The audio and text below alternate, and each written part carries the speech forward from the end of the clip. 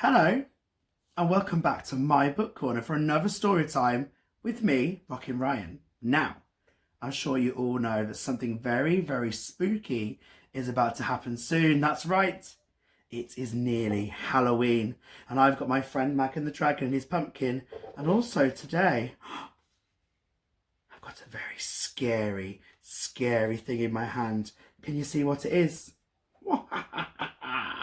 That's right. It's my friend, Mr. Skeleton, and he's got some very, very funny bones, which means that today's story is called Funnybones, and it is written by Janet and Alan Allberg. Now, I'm sure as it's been so long, you are very, very ready for this story. So, let's turn on those listening ears. Click! Get nice and comfy. I'm covered in cobwebs. Oh my goodness me. It's time for today's story. Funnybones. Are you ready? Let's begin. This is how the story begins. On a dark, dark hill, there was a dark, dark town. In the dark, dark town, there was a dark, dark street. In the dark, dark street, there was a dark, dark house. And in the dark, dark house, there was a dark, dark staircase. Down the dark, dark staircase, there was a dark, dark cellar. And in the dark, dark cellar, some skeletons lived. There was a big skeleton, a little skeleton, and a dog skeleton. One night, the big skeleton sat up in bed. He scratched his skull. What shall we do tonight? He said. Let's take the dog for a walk, said the little skeleton, and frighten somebody.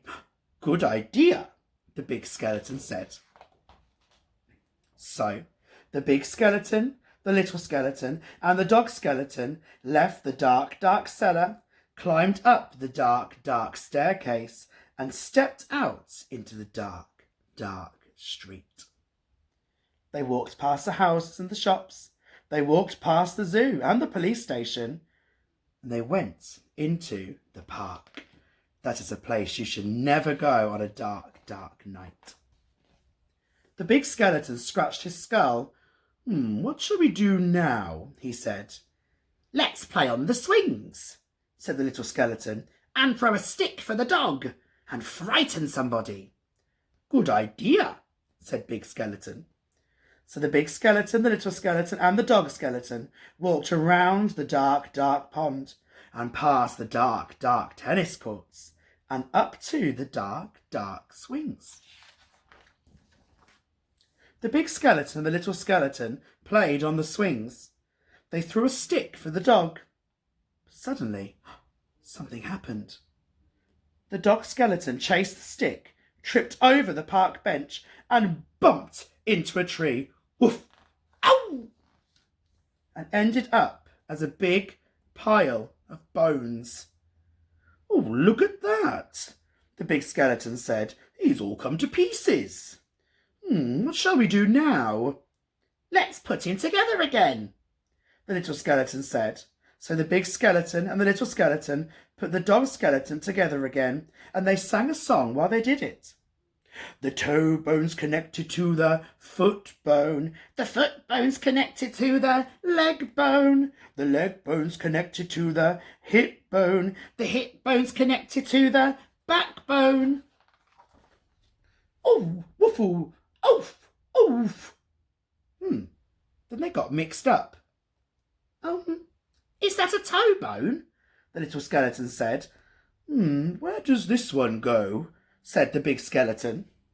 When they'd finished, the big skeleton said, That dog looks a bit funny to me. So he does, said the little skeleton. We've got his tail on the wrong end, and his head. Foo! Said the dog skeleton.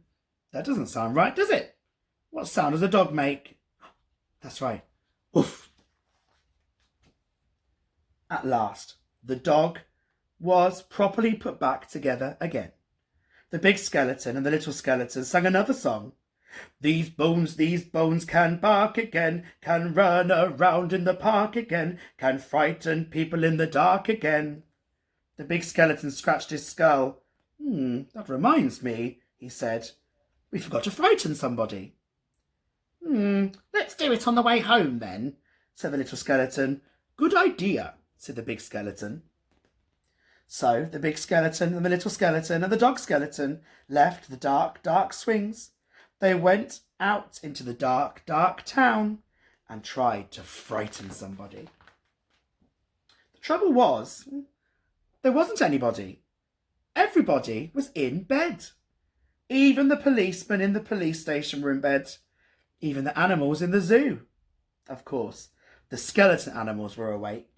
Look, can we tell by their bones what animals they could be?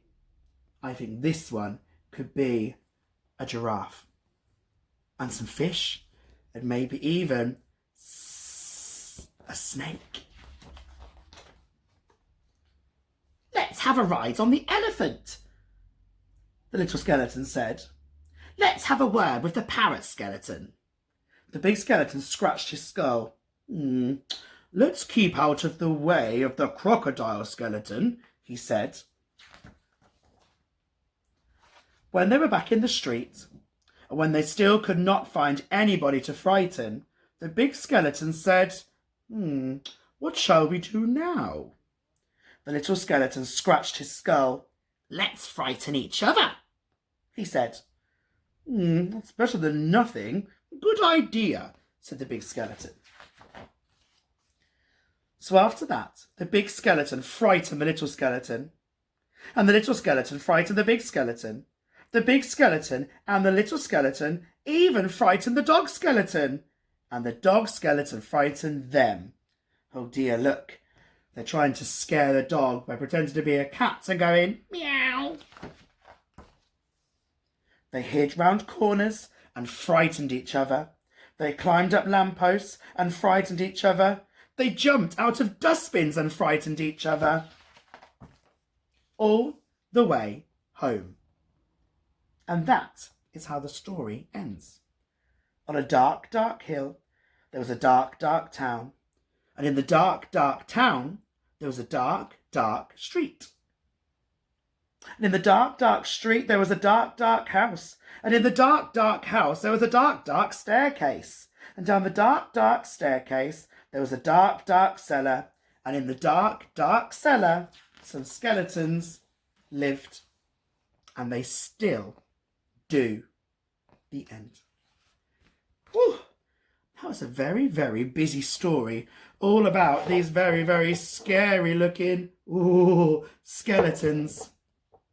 I wonder if you're going to dress up for Halloween.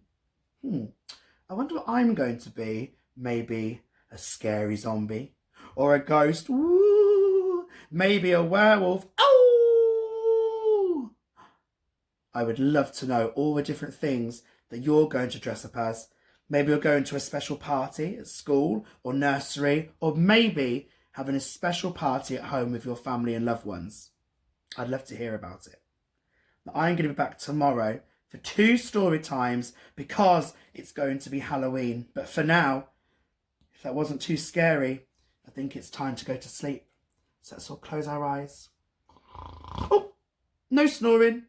And I will see you back here for 2 very special Halloween stories in my book corner with me, Rockin' Ryan. But for now, bye-bye, and I will see you next time.